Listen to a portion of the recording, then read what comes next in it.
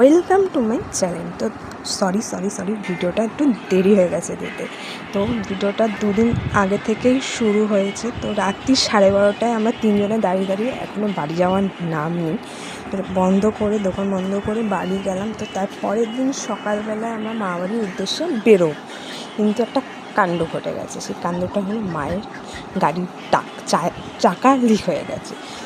তো লিক হয়ে যাওয়ার পর সারানোর পর বেরিয়ে পড়ি আমরা মামাবাড়ির উদ্দেশ্যে। তখন আমরা গিয়ে পৌঁছাই, তখন বাবা আর মামা মানে ছোট্ট মামা আর বাবা মিলে মালা দিয়ে সাজাচ্ছিলো, মানে ঠাকুরটাকে সাজাচ্ছিলো। তো তারপর মামার সাথে গঙ্গায় যাই, মামা গঙ্গার উদ্দেশ্যে বেরিয়ে যায়। তো মামার সাথে গঙ্গায় যাই। তো গঙ্গায় গিয়ে থেকে এসে তারপর পুজো শুরু হয়ে যায়। তো যথারীতি তোমরা দেখতে পাচ্ছ পুজো শুরু হয়ে যায়। পুজো শুরু হতে রাত্রি 8-9টা বেজে গেছিলো সেদিনকে। পুজো হওয়ার পর ঠাকুরমশাই এসে পুজো করে।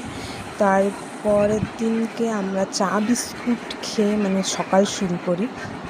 চা বিস্কুট খেয়ে সকাল শুরু করার পর পুজো শুরু হয়ে গেছিলো। আমি অত ক্লিপ নিতে পারিনি, সো সরি।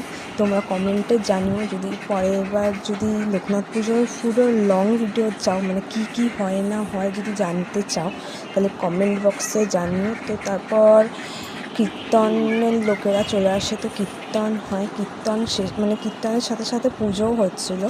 তো কীর্তন শেষে হোম হয়, মানে এখানে আরেকটা ক্লিপ আছে তোমরা দেখতে পাবে যে পদ্ম দিচ্ছিলো। তো এখানে সবাই মিলে পদ্ম দিচ্ছে, আমিও দিয়েছি। তো সেইটা শেষের পর হোম শুরু হয়। তো তারপর ঠাকুর ঘরটা একটু দেখিলাম কীরকম সাজিয়েছে সেদিন।